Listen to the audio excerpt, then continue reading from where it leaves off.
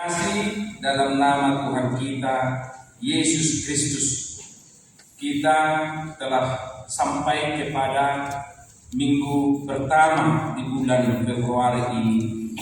Saudara-saudara, kita mau mendengarkan firman Tuhan, menyapa, mengingatkan, sekaligus untuk petunjuk kehidupan kita. Karena firman Tuhan itu berfungsi untuk memberi petunjuk kepada kita dalam perjalanan kita, dalam kehidupan kita. Itu patron bagi kita, itu bahagian dari kebenaran dalam kehidupan kita. Maka selalu, setiap hari, dan mungkin setiap minggu bila mana kita hadir, tetapi setiap saat dalam doa dan renungan harian, selalu sapaan firman itu berfungsi untuk mengingatkan kita untuk hidup dan menghidupi firman Tuhan. Karena itu adalah bahagian dari hidup dan bahagian dari patron petunjuk kehidupan kita sebagai orang yang percaya kepada Tuhan. Minggu ini kita disapa firman Tuhan dari kitab Nabi Yesaya pasal 40 dari ayat 21 sampai dengan 31. Saya akan bacakan. Tidakkah kamu tahu? Tidakkah kamu dengar? Tidakkah diberitahukan kepadamu dari mulanya? Tidakkah kamu mengerti dari sejak dasar bumi diletakkan? Dia yang bertahta di atas bulatan bumi, yang penduduknya seperti belalang. Dia yang membentangkan langit seperti kain dan memasangnya seperti kemah kediaman. Dia yang membuat pembesar-pembesar menjadi tidak ada, dan yang menjadikan hakim-hakim dunia sia-sia saja. Baru saja mereka ditanam, baru saja mereka ditaburkan, baru saja cangkok mereka berakar di dalam tanah. Sudah juga ia meniup kepada mereka sehingga mereka kering dan diterbangkan oleh badai seperti jerami. Dengan siapa hendak kamu samakan aku? Seakan-akan aku seperti dia, firman yang maha kudus. Arahkanlah matamu ke langit dan lihatlah siapa yang menciptakan semua bintang itu dan menyuruh segenap tentara mereka keluar sambil memanggil nama mereka sekaliannya. Satu pun tiada yang tak hadir. Oleh sebab ia maha kuasa dan maha kuat. Mengapakah engkau berkata demikian, hai Yakub? Dan berkata begini, hai Israel, hidupku tersembunyi dari Tuhan, dan hakku tidak diperhatikan Allahku. Tidakkah kau tahu dan tidakkah kau dengar? Tuhan ialah Allah kekal, yang menciptakan bumi dari ujung ke ujung. Ia tidak menjadi lelah dan tidak menjadi lesu, tidak terduga pengertiannya. Dia memberi kekuatan kepada yang lelah dan menambah semangat kepada yang tidak berdaya. Orang-orang muda menjadi lelah dan lesu, dan taruna-taruna jatuh tersandung. Tetapi orang-orang yang menantikan Tuhan mendapat kekuatan baru. Mereka seumpama raja wali yang naik terbang dengan kekuatan sayapnya. Mereka berlari dan tidak menjadi lesu. Mereka berjalan dan tidak menjadi lelah. Demikian firman Tuhan. Saudara-saudara yang kekasih dalam nama Tuhan kita Yesus Kristus, firman yang saya bacakan tadi adalah yang disampaikan oleh Nabi Yesaya. Kalau kitab atau firman yang disampaikan oleh Nabi, biasanya ini menyangkut sejarah. Kalau sudah menyangkut sejarah, tentu kita harus jelaskan apa dan bagaimana keadaan firman itu. Siapa yang mendengar, kenapa mereka menyatakan begitu, bagaimana keadaan mereka, kenapa Tuhan berfirman seperti itu. Saudara-saudara, firman ini disampaikan oleh Yesaya kepada orang Israel yang lemah, yang sudah daun mentalnya dalam perbudakan, dalam pembuangan di Babel oleh kekuatan Nebukadnezar ketika itu. Saudara-saudara, mereka menganggap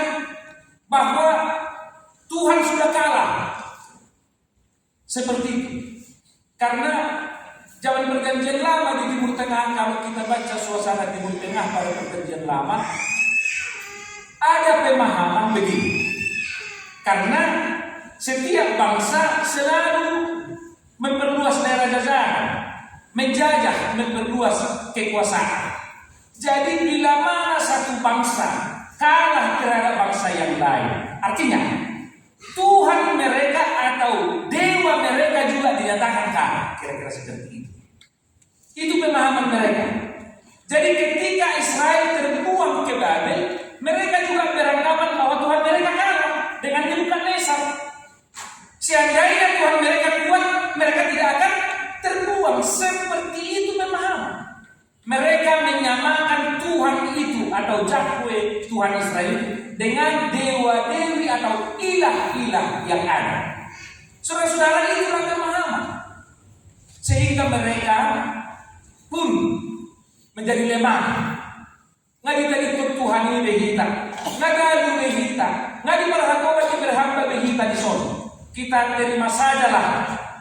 Dalam suasana yang demikian perasaan terpuruk dan jatuh itulah Yesaya menyampaikan ini bahagian dari untuk menghardik iman mereka supaya mereka kembali mengenal hubungan mereka kepada Tuhan.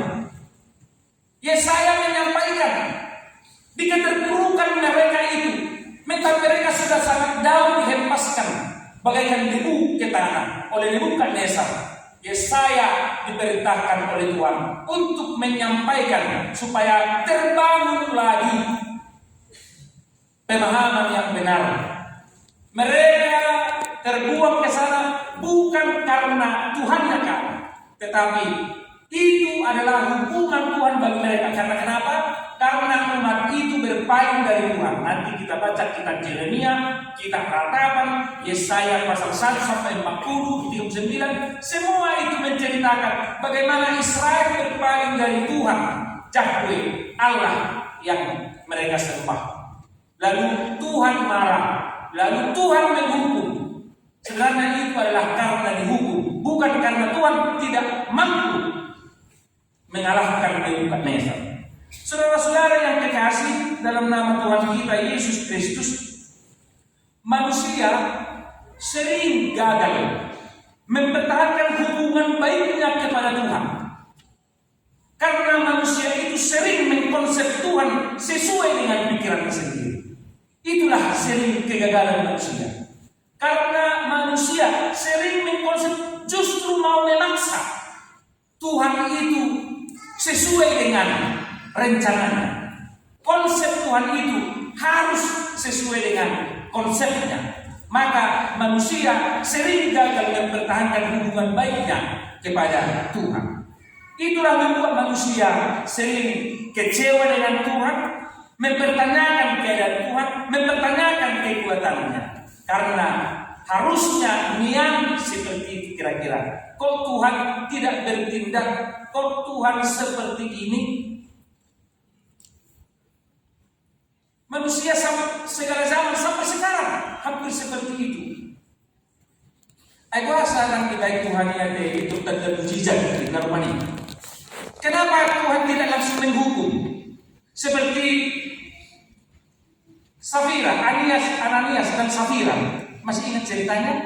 Yang membohongi Tuhan, membohongi Roh Kudus, langsung mati. Aku asalkan kita Tuhan ini somoni ini, nah coba baru sih paham. Kalau bergabusnya itu dihukum. Pikir kita betul, seandainya Tuhan memang berbuat sampai sekarang begitu. Ketika berbohong, tetap mati. Berbohong, mati.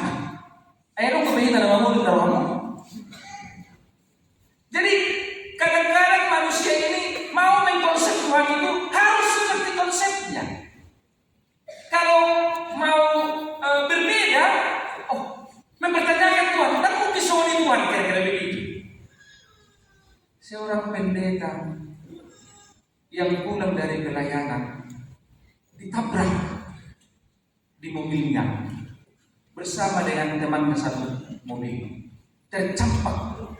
Ada yang meninggal di tempat. Lalu kemudian lebih dari 2 bulan lebih pendeta itu koma di ICU dan akhirnya meninggal. Semua hampir yang mengenal pendeta ini mengatakan pendeta yang sungguh baik, pendeta yang begini, ya. Lalu banyak pertanyaan-pertanyaan sekitar itu waktu itu. Sama saya juga ada pergumulan seperti itu ditanyakan. Mungkin juga kita mau bertanya begitu. Masa nanti kosong ini kita ikut ditabrak, ikut dia isu berbulan-bulan. Lalu akhirnya kok mati seperti itu pendeta itu katanya. Yang mengenal baik. Aku terdiam mendengarkan. Lalu terbersih dalam pikiran saya, oh, ya memang bisa saja terpengaruh sedemikian. Harusnya orang seperti inilah mati. Harusnya orang yang seperti ini. Lalu saya katakan 12 tinggal 11 murid Tuhan Yesus. Ke-11 murid Tuhan Yesus itu hampir semua itu mati tidak wajar. Lihat nanti di apa ya? Kita sudah baca ya bagaimana Matius dan semua Simon Petrus, Andreas, Yakub, Yohanes. Lihatlah mereka dalam profil mereka bagaimana akhir hidupnya. Bagaimana? Mereka mati tidak wajar, mereka mati terbunuh, mereka mati. Dan bukan hanya dibunuh biasa, diseret dan dibakar. Seperti itu kejadiannya. Lalu mungkin pertanyaan kita, kenapa? Apakah putus-putus pertanyaan akan hal itu? Masa sumuni bayang si siapa itu Tuhan Yesus ini? Ngadawi Tuhan. Bukankah sudah jauh generasinya? Dia bersama-sama dengan Yesus setiap saat. Yesus bersama dengan dia mengajar, memberikan tanda-tanda mujizat, mengutus mereka. Kok seperti itu mati? Pertanyaan demi pertanyaan sedemikian tidak akan dapat terjawab tuntas. Kalau manusia itu mau memaksakan manusia harusnya seperti inilah. Kalau tidak harus seperti itu, jangan engkau gagal hubunganmu kepada Tuhan. Tuhan itu adalah absolut. Dia kebenaran dan punya kebenaran, bukan seperti kita. Itu maka di kitab Wahyu dikatakan, mertua mana mati di bagasan Tuhan ini, berbahagialah orang yang mati dalam Tuhan. Bukan bagaimana mati. Bukan. Baik untuk para senang permatera kan, jolo martonai, butuh ramadhan, anak buju, mengarahnya kaget jalan komon, abu ulama mati bebas. Baru terpaham gimana suku binahita aku semua. Ini karena manusia sangat sering memaksakan konsepnya. Kalau tidak seperti konsepnya, mau dia mempertanyakan tentang kebenaran. Sekali-kali jangan. Tidak seperti itu Tuhan itu. Dia adalah absolut dalam kebenarannya dan dia bebas. Hidup berdelok suka-sukamu Tuhan boleh nakau sepatah kona. Lomo matuhanin na isu pada bineta ini. Batu memang lomo-lomonan suka-suka Tuhan. Kadang kalau tidak pas sama kita, ya itulah mau saya katakan kegagalan manusia sering di situ. Terganggu hubungannya kepada Tuhannya karena sering memaksakan konsepnya kepada Tuhan. Israel juga di sini seperti itu. Maka dipertanyakan mereka kepada Tuhan. Itu yang saya katakan. Maka firman yang saya baca tadi itu dimulai dari pertanyaan. Ya, bukankah itu masih membawa Alkitabnya? Bukankah dimulai dari pertanyaan? Tidakkah kamu tahu? Tidakkah kamu dengar? Tidakkah diberitahu kepadamu? Dan dibawa sebelum-sebelumnya kan gitu. Tentang Tuhan, dialah yang bertahta, dialah yang menciptakan, dia mengenal kamu, dia seperti seperti itu firman yang tadi. Yesaya mau menguatkan, jangan terlena akan opinimu, konsepmu, pertanyaanmu, mempertanyakan kebenaran Tuhan. Tuhan seperti itu. Tidakkah sudah kamu dengar? Sudah kamu pelajari? Dari nenek moyang sudah kita dengar seperti itu, Bapak Ibu Saudara sekalian. Maka Yesaya memperkenalkan Tuhan itu kepada mereka di tengah-tengah keterburukan mental mereka, sebab mereka terbuang ke batu. Tuhan yang memilih bangsa Israel menjadi bangsa pilihan. Tuhan sendiri yang berjanji. Nanti dibaca perjanjian Tuhan. Tuhan sendiri yang membuat perjanjian kepada umatnya. Ya, Perjanjian yang kekal, Kejadian 17 ayat 7. Saya tertulis, aku akan mengadakan perjanjian antara aku dengan kamu, supaya aku menjadi Allahmu dan Allah keturunan sampai kepada keturunan generasi berikut. Aku adalah Allahmu. Demikian perjanjian itu. Tetapi atas perjanjian itu sekali umat itu berpaling, tidak setia dalam perjanjiannya. Itulah firman ini. Lalu apa yang mau disampaikan kepada kita? Apa yang mau disampaikan lewat khotbah ini? Pengenalan kita juga tadi akan Tuhan itu. Di setiap waktu selalu diingatkan bagaimana pengenalanmu, siapapun kita. Kalau usia kita sudah tua, tentu banyak pengalaman kita bersama dengan Tuhan. Kalau usia kita masih remaja, ya, bacaan firman ini mengingatkan kita. Bila mana Israel berpengalaman sedemikian, lalu Tuhan mengingatkan, ya, bila mana kita juga berpengalaman begitu, ya Tuhan mengingatkan kita lewat firman ini. Di zaman kita, di pertikiatan si saudari, di payung kita, bagaimana, ya? Mereka membandingkan. Coba buka firman yang tadi, ayat 18. Kan ayat 18 dengan ayat 25 diulang lagi. Coba dulu ayat 18 apa dikatakan? Jadi dengan siapa hendak kamu samakan Allah, dan apa yang dapat kamu anggap serupa dengan dia? Ayat 25. Dengan siapa hendak kamu samakan aku?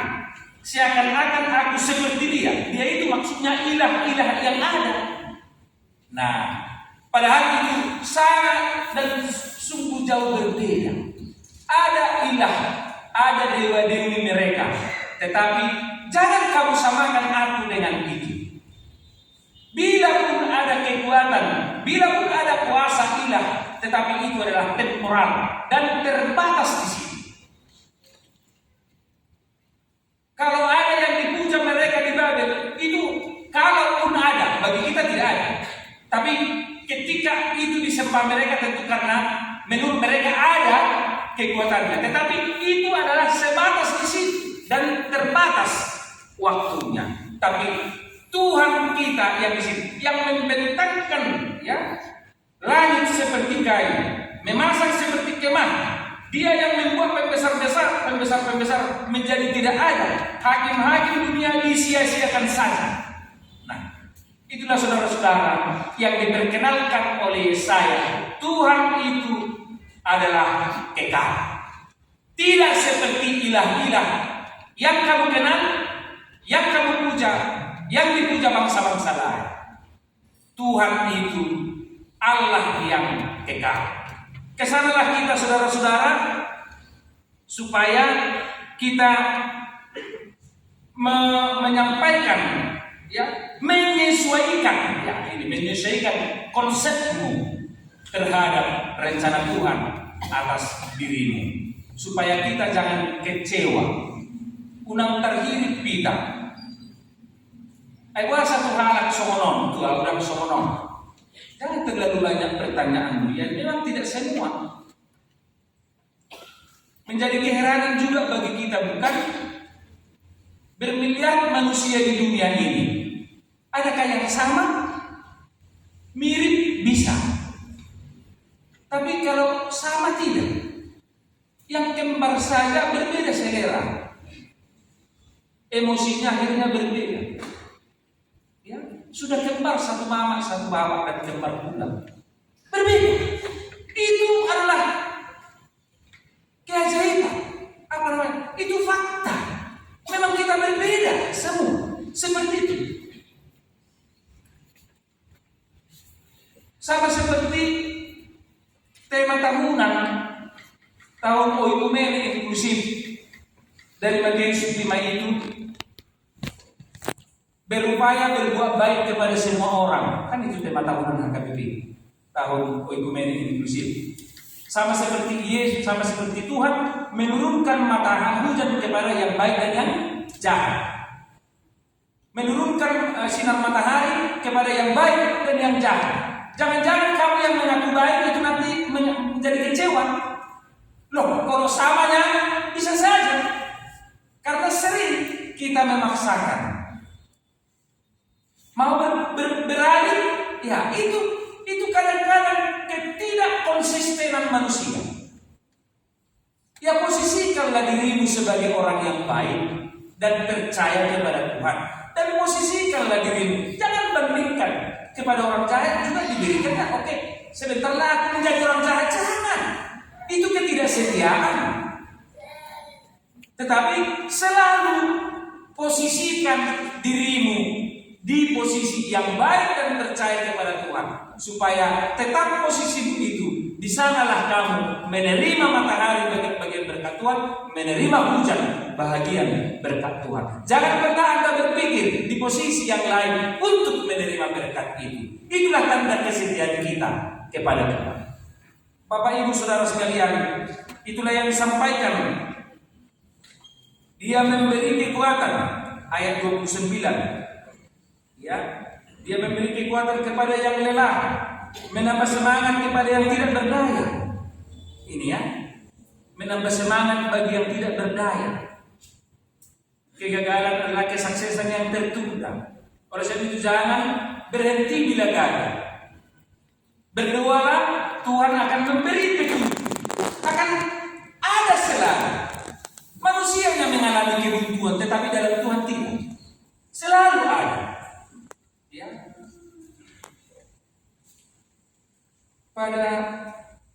Kalau kita pernah membaca, ada seorang pemimpin pasukan yang bernama Tamerlan, keturunan Genghis Khan pada abad ke-14. Ketika dalam pertempuran pasukannya dipukul kalah mundur oleh musuhnya, lalu mereka tercerai-berai. Tamerlan, pemimpin pasukan itu, sang jenderal, pergi mengasingkan diri jauh dari pasukannya. Di suatu tempat di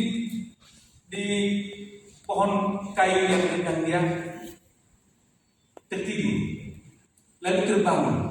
Dia sudah putus asa. Dia sudah mau meninggalkan pasukannya, lalu pergi sendiri, entah mati entah bagaimana. Pokoknya dia sudah putus asa.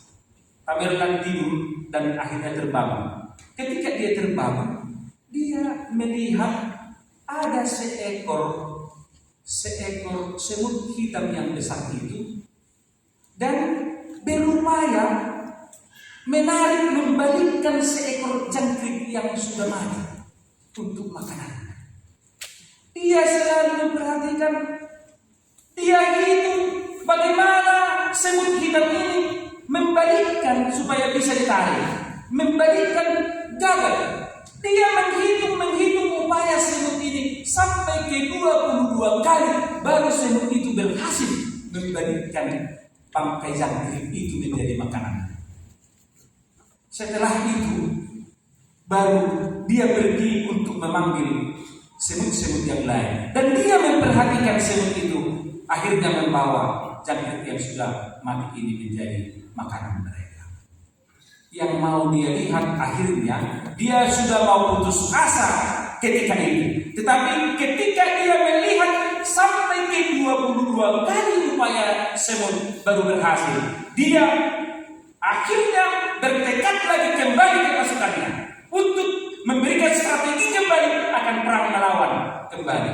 Nah, saudara-saudara, dari uraian tadi itu yang mau kita lihat, dia memperhatikan sudah sampai ke 22 kali semut saja berupaya sampai ke 22 kali ketika berhasil, dan inilah menginspirasi dia kembali ke pasukannya, pasukan Tamerlan pada abad ke-14. Itu dituliskan menjadi mengingatkan inspirasi dalam kegagalan-kegagalan. Kita mungkin masih 3-4 kali gagal, tetapi mari bangkit kembali atas semuanya itu. Jangan berhenti di sana. Jangan katakan Tuhan tidak adil. Jangan. Tuhan selalu setia dalam kebenarannya. Kitanya yang tidak setia. Puasa sokonon puasa, ya. Sama seperti yang pernah juga Anda baca dalam tulisan itu. Seorang juga yang tertidur di bawah pohon. Lalu sebelum tidur dia karena ini ladang melinju sayur itu yang bisa menjadi sayur. Lalu dia melihat di depannya ada semangka. Semangka kan menjalar. Lalu ada buah semangka yang besar-besar. Dia melihat ke atas buah melinjo kecil-kecil, tapi pohonnya besar, tinggi. Bukan besar ya melinjo, tapi tinggi. Dia berpikir, kenapa lah semangka yang rendah, yang menjalar itu, daunnya juga seperti itu, dahannya juga tidak ada, tapi buahnya besar. Justru ini yang tinggi menjulang, tapi buahnya kecil. Tuhan tidak adil ternyata. Dia pikir begitu. Tuhan tidak adil. Ini masa seperti itu, buahnya besar, ini kayunya besar, tapi buahnya kecil. Nah kemudian dia tertidur di sana. Ketika tertidur, jatuhlah buah melinjo itu dua ke wajahnya, dan tersentaklah dia, terbangun karena buah melinjo itu jatuh. Akhirnya dia mengatakan, aduh, ternyata Tuhan adil. Seandainya buah melinjo ini sebesar semangka, kemanalah hidupku ini, kata dia.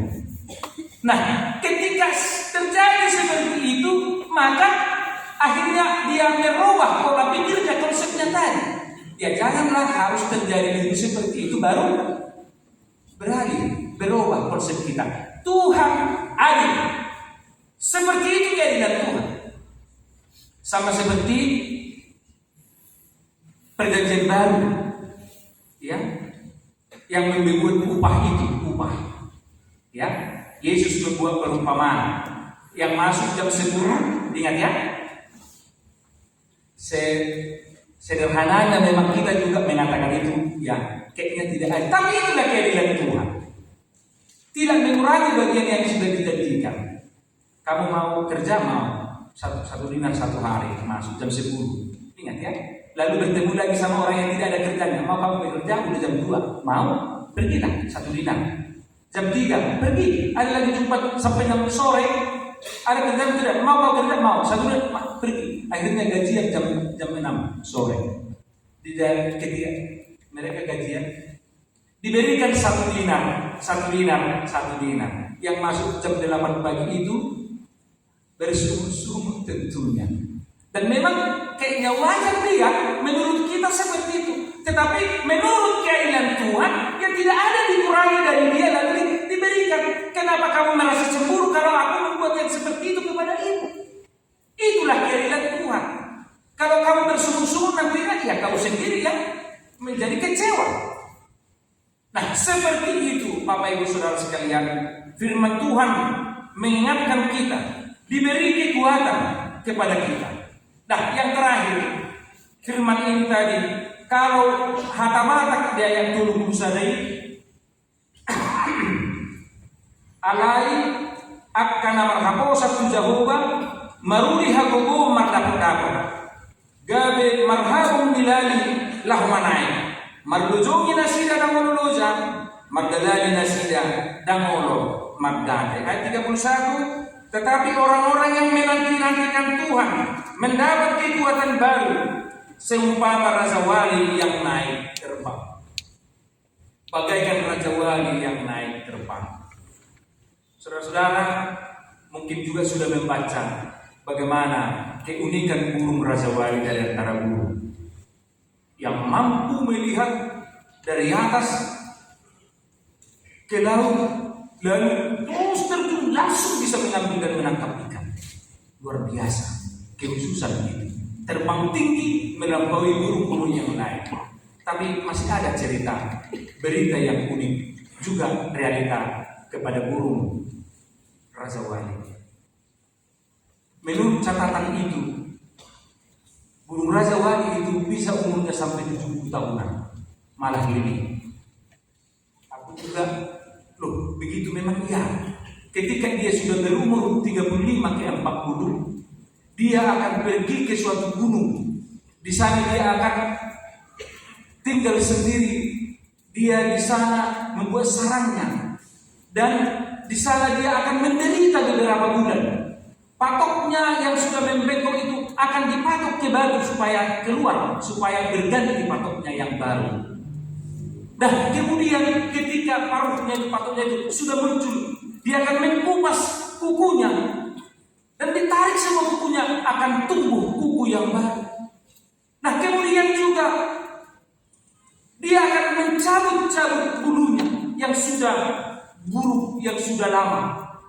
Dan ketika bulunya sudah datang berganti, maka bulan berikut dia akan kembali lagi seperti muda, terbang lagi. Dan menurut catatan itu termasuk periode kedua kehidupan seekor Raja Wali, sampai kepada umur 70 tahunan Raja Wali. Dia bertransformasi, berubah, tetapi lewat penderitaan. Dan bila Raja Wali itu gagal dalam perubahannya itu, dia akan mati di gunung itu. Tetapi ketika dia berhasil dalam penderitaan, dalam perubahan hidupnya, dia akan hidup dalam periode kedua lagi sampai umur 70 tahunan. Nah itu tentang Raja Wali. Diibaratkan di sini terbang bagaikan Raja Wali. Yang lemah, orang-orang yang menjadi lelah, orang taruna-taruna akan jatuh tersandung. Tetapi orang-orang yang menanti-nantikan Tuhan mendapat kekuatan baru, bagaikan Raja Wali yang dapat terbang kembali. Bagaikan Raja Wali, kita semua dalam kehidupan kita melalui banyak proses. Seorang yang pelajar juga harus melalui proses-proses. Ada kesulitan-kesulitan untuk menggapai itu semua. Bila yang lain akan lebih, tetapi ingat, orang-orang yang menanti-nantikan Tuhan mendapat kekuatan baru. Itulah pesan teks bagi kita sore ini, menguatkan kita semua akan pengenalan kita kepada Tuhan. Sesuaikanlah konsep kepada konsep Tuhan. Posisikanlah dirimu menjadi orang yang baik dan percaya untuk menerima berkat Tuhan. Setialah kepada Tuhan, maka Tuhan akan memberikan orang-orang yang menanti-nantikan Tuhan mendapat kekuatan dan berkat Tuhan, dan akan baru setiap hari bagi kita. Tuhan memberkati kita. Amin. Kita berdoa. Terima kasih Bapa atas berkat-Mu kepada kami. Lewat firman-Mu kami diingatkan untuk pengenalan kami kepadamu. Apapun pergumulan hidup, proses kehidupan manis dan pahit, suka pun duka, ya Bapa, kiranya Engkau selalu bersama dengan kami, menguatkan kami supaya kekuatan dan semangat bagi kami selalu baru dari Tuhan. Berkati jemaat-Mu, berkati keluarga kami sehingga menjadi keluarga yang terberkati. Lewat ibadah kami persekutuan ini, kami berdoa untuk saudara-saudara kami yang sedang sakit, yang di rumah sakit pun di rumah mereka. Nyonya Siani Pargamelia Burusidalai, Nyonya Situa Dr. Muspe Panjaitan Burusilegar Burusiaga, Nova Kristiani Burusilaga di rumah sakit Mitra Medika, Nyonya Nabi Dupulu Buru Tarikan di Kampung Angku, dan orang tua kami, sanak saudara kami yang ada di rumah dan di rumah sakit yang tidak kami ketahui, ya Tuhan, Engkau Maha Tahu. Berkatilah semua yang sakit supaya beroleh kesembuhan. Tuhan Bapa di surga, kami berdoa juga untuk proses pemilihan umum di negara kami 2 minggu ke depan. Ya Bapa, Engkau kiranya yang memberikan hikmat pada semua penyelenggara dan juga stakeholder di pemerintahan kami ini, supaya dapat berjalan dengan baik dan berkeadilan. Pemilihan presiden, wakil presiden, dan juga legislatif di tingkat daerah dan di tingkat pusat. Tuhan kiranya yang memberikan hikmat dan pengetahuan kepada semua pengambil keputusan, penjaga keamanan, supaya dapat berlangsung dengan baik. Terpuji Engkau Bapa. Berkati kami dan para hamba-Mu yang melayani di gereja ini, supaya menjadi pelayan yang terberkati berkat dari Engkau. Terpuji Engkau Tuhan. Terimalah doa kami dalam nama Kristus. Kami berdoa dan bersyukur. Amin.